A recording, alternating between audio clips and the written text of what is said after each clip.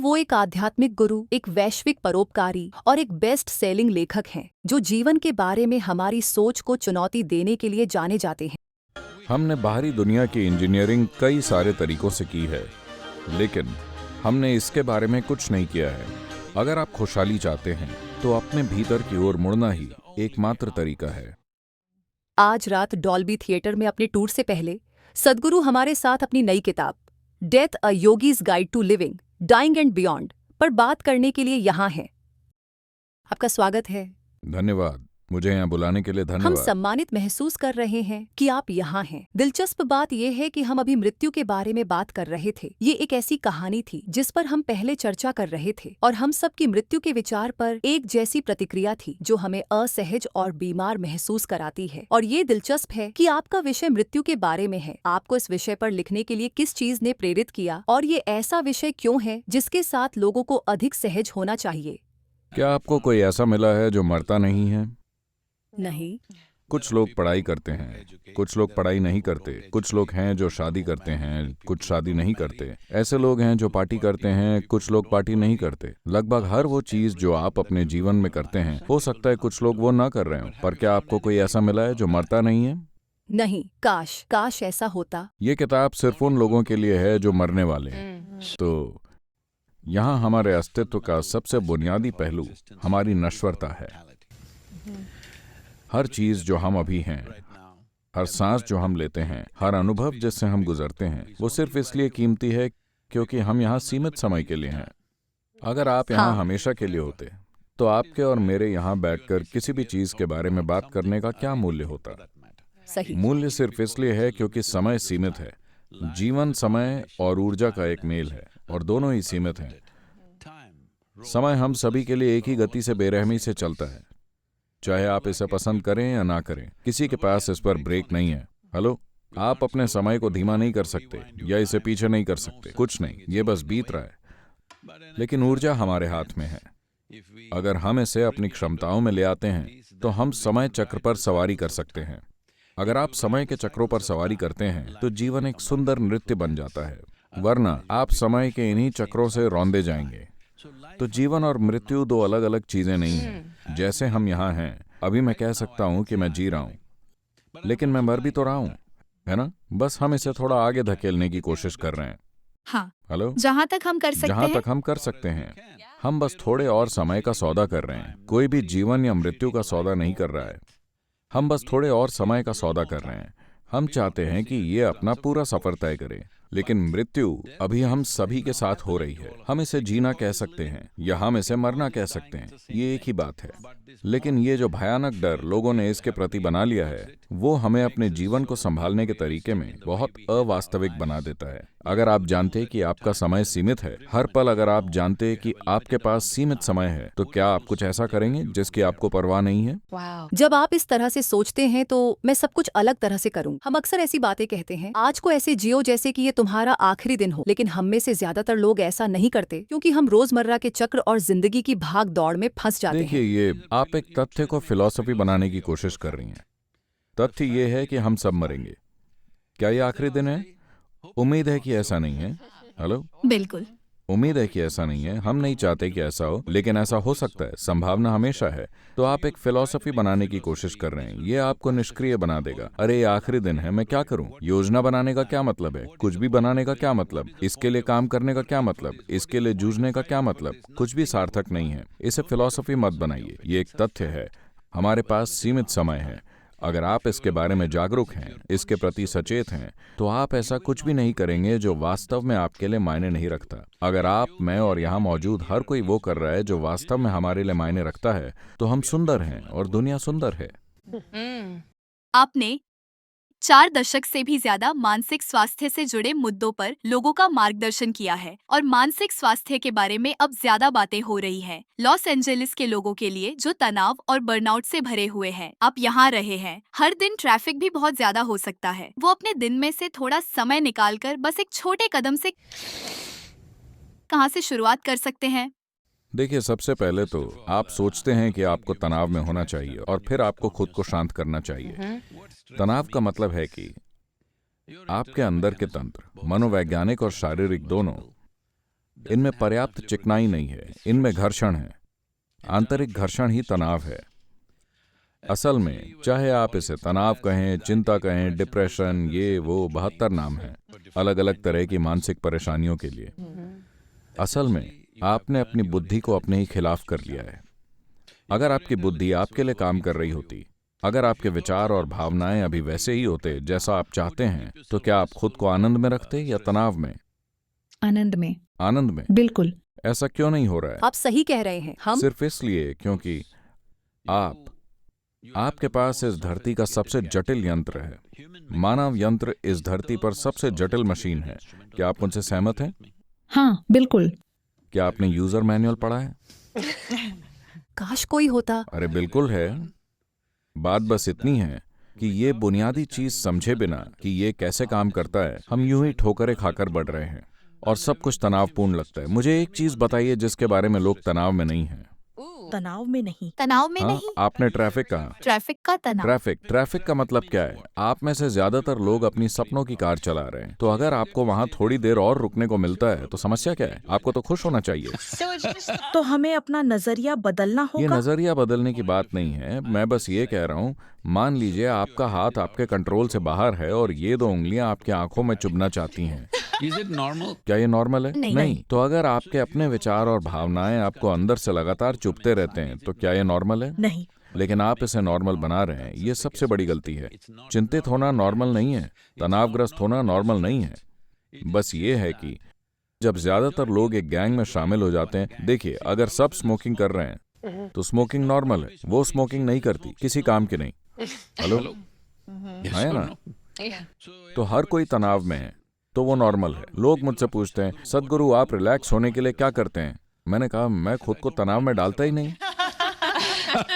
मैं समझ सकती हूँ कि आप सेलिब्रिटीज के बीच बहुत लोकप्रिय क्यों हैं, और ये रोमांचक है कि आपका इवेंट डॉल्बी में है, जो ऑस्कर का घर है, जो कि एक एंटरटेनमेंट रिपोर्टर के तौर पर ये मेरे लिए बहुत रोमांचक है। लेकिन मुझे उन सेलिब्रिटी एंडोर्समेंट्स के बारे में भी बताइए। मेरा मतलब है किसी के लिए भी इसके बहुत मायने होते हैं। देखिए टॉम ब्रेडी। देखिए मैं टॉम मैथ्यू ठीक है। इसी लिस्ट को देखिए। मैं जो कह रहा हूँ वो ये है कि मैं लोगों को इसमें और उसमें नहीं बांटता। मैं ग्रामीण भारत में आदिवासी महिलाओं के साथ बहुत समय बिताता हूँ, जिनकी कोई शिक्षा नहीं है, जिनके पास एक सेलफोन तक नहीं है। बहुत सारा समय, हमारी 70% गतिविधि ग्रामीण इलाकों में है। और मैं एक समय में ये व्यक्तिगत रूप से कर रहा था, लेकिन अब हमारे टीचर कर रहे हैं। हमारे कार्यक्रम दक्षिण भारत की सभी जेलों में होते ही होते हैं, और हमने पेंसिल्वेनिया, केंटकी और टेनेसी में भी थोड़ा किया है। ये क्यों कर रहे हैं? इसे कैदियों के लिए आंतरिक स्वतंत्रता कहा जाता है। लोग कहते हैं, सदगुरु आप इन अपराधियों के साथ इतना समय क्यों बिता रहे हैं जब हम सब इंतजार कर रहे हैं और आपसे मिल नहीं पा रहे? देखिए, मैं किसी को अपराधी की तरह नहीं देखता, किसी को सेलिब्रिटी की तरह नहीं देखता, ऐसे या वैसे नहीं देखता। मैं बस इंसानों को तरह तरह के दुख में देखता हूँ। कुछ ने बाहरी हालात बनाए हैं जो उनके लिए कष्टदायी हैं, कुछ युद्ध क्षेत्र में हैं, कुछ अकाल क्षेत्र में हैं, कुछ खुशहाली में हैं, कुछ दुखी हैं। जो युद्ध क्षेत्रों में हैं, बाहरी हालात पल पल उनकी जान को खतरा पहुंचा रहे हैं। अकाल गहरे दुख में, बच्चे उनके सामने मर रहे हैं। पर जो लोग खुशहाली में हैं, जो लोग अच्छा नाश्ता करके आए हैं, उनकी पीड़ा का मतलब है कि ये उनकी अपनी करनी है ना? देखिए, अगर कोई चीज आप पर बाहर से वार कर रही है तो हम उससे अलग तरीके से निपटेंगे। अगर आप खुद पर अंदर से वार कर रहे हैं, तब आपको इस पर गौर करना होगा, क्योंकि ये उन सभी लोगों पर एक बहुत क्रूर मजाक है जो ठीक नहीं है। हेलो? क्योंकि किसी एक व्यक्ति को या एक समाज को गरीबी से समृद्धि तक लाना एक बहुत बड़ा काम है। इसमें कई पीढ़ियों का प्रयास लगता है और पर्यावरण की दृष्टि से ये बहुत महंगा है। लेकिन ये सब करने के बाद आप दुखी हैं, तो ये एक अपराध है। तो सेलिब्रिटीज के बारे में मैं उन्हें कुछ अलग नहीं देखता। वो इंसान हैं जिसकी हर कोई आकांक्षा कर रहा है। कुछ लोगों ने वो हासिल कर लिया है, तो आप उनकी सफलता को महत्व देते हैं। बेशक आपको उनकी सफलता को पहचानना चाहिए, लेकिन महत्वपूर्ण बात यह है कि उनकी एक पहुंच है और वो उस पहुंच का उपयोग दुनिया को प्रभावित करने के लिए एक जिम्मेदार तरीके से करना चाहते हैं, जो बहुत महत्वपूर्ण है, क्योंकि हमें समझना चाहिए कि इस धरती पर बहुत से महान प्राणी आए हैं। आप कुछ नाम ले सकते हैं। एक जिनसे आप सभी परिचित होंगे वो हैं जीसस। वो अपने समय में कितने लोगों से बात कर पाए? 12 लोग। उनमें से भी एक व्यक्ति उन पर भड़क जाता है, ठीक है? हाँ, उनका ही शिष्य। हाँ, आप पीछे जाकर गौतम बुद्ध को देखिए, उन्होंने कितनों से बात की? कुछ 100 लोग। आप कृष्ण के बारे में बात करें, बेहद अद्भुत, उन्होंने सिर्फ एक व्यक्ति से बात की, ठीक है? ये पहली बार है जब आप यहां बैठकर पूरी दुनिया से बात कर सकते हैं, जब आपके पास ऐसी क्षमता है, ऐसी काबिलियत है।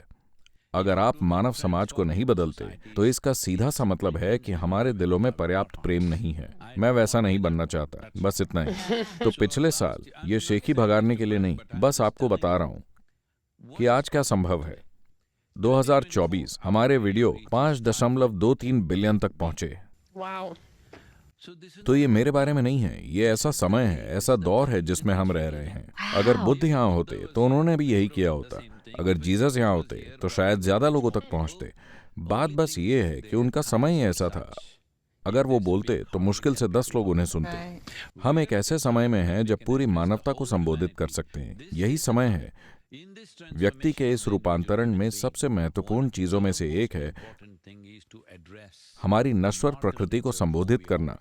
क्योंकि अगर हम नहीं समझते हैं और अगर हम सचेत नहीं हैं, हम समझ सकते हैं, लेकिन हम सचेत नहीं हैं कि जैसे हम यहाँ बैठे हैं, हम जो सांसें ले रहे हैं उनकी संख्या असीमित नहीं है, वो खत्म होने वाली है। हम व्यायाम कर सकते हैं, हम योग कर सकते हैं, हम इसे सुधार सकते हैं और इसे थोड़ा आगे बढ़ा सकते हैं, लेकिन ये हमेशा के लिए नहीं है। जब हम ये जानते हैं तो हम खुद को व्यवस्थित करेंगे। हम अपने आसपास के जीवन के प्रति कहीं ज्यादा संवेदनशील और कोमल हो जाएंगे। अगर, जैसा मैंने पहले कहा, अगर हम सब वो कर रहे होते जो वास्तव में मायने रखता है, तो ये एक अद्भुत दुनिया होती।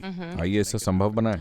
हाँ, आपकी पहुंच की बात करें तो हम आपको इतने सारे लोगों से बात करते और अपनी बात पहुंचाते हुए वीडियो में देख रहे हैं।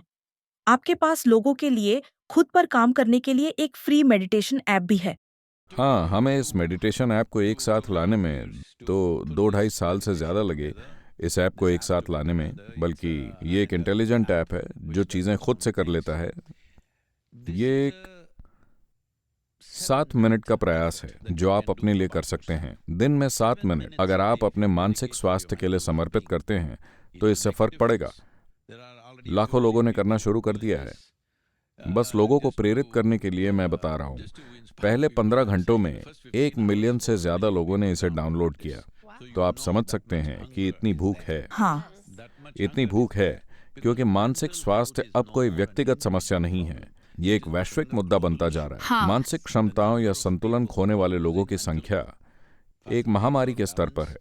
दरअसल संयुक्त राष्ट्र इसे एक महामारी के रूप में बता रहा है। तो ये प्रयास ये देखने के लिए है कि कम से कम अगले 24 महीनों में हम चाहते हैं कि कम से कम 3 बिलियन लोग 7 मिनट का निवेश करें। इसका मूल लक्ष्य ये है। देखिए, 1866 में कुछ सर्वे दिखाते हैं कि 45 साल की उम्र पार करने तक 50% से ज्यादा अमेरिकी लोगों के दांत नहीं बचते थे, क्योंकि वो अपने दांत ब्रश नहीं करते थे। वाइल्ड वेस्ट में आप सोचते हैं कि वो बंदूक चला रहे थे, लेकिन वो ब्रश नहीं कर रहे थे, ठीक है? तो हमारी माँ ने हमें बताया, तुम्हें अपने दांत ब्रश करने होंगे, अगर ब्रश नहीं तो नाश्ता भी नहीं, जो भी, उनके अपने तरीके से। उन्होंने जोर दिया कि हमें ब्रश करना चाहिए जब तक कि हम इसका महत्व नहीं समझ गए। अगर किसी ने हमें नहीं बताया होता तो हम भी उसी हालत में होते। शुरुआत में किसी ने हमें बताया। तो इसी तरह मैं चाहता हूं कि ध्यान का एक सरल पहलू, योग प्रक्रियाएं किसी गुरु के या किसी संस्था या किसी प्रशासन के हाथ में नहीं होनी चाहिए। ये परिवारों में होना चाहिए। इसे पीढ़ी दर पीढ़ी वैसे ही आगे बढ़ना चाहिए जैसे दांत ब्रश करना होता है। ठीक वैसे ही हर किसी को अपने मानसिक स्वास्थ्य को संबोधित करने के लिए कुछ सरल चीज पता होनी चाहिए। तो यही मिरेकल ऑफ माइंड का प्रयास है कि इसे दुनिया के हर परिवार तक पहुंचाया जाए ताकि ये उनके द्वारा आगे बढ़े।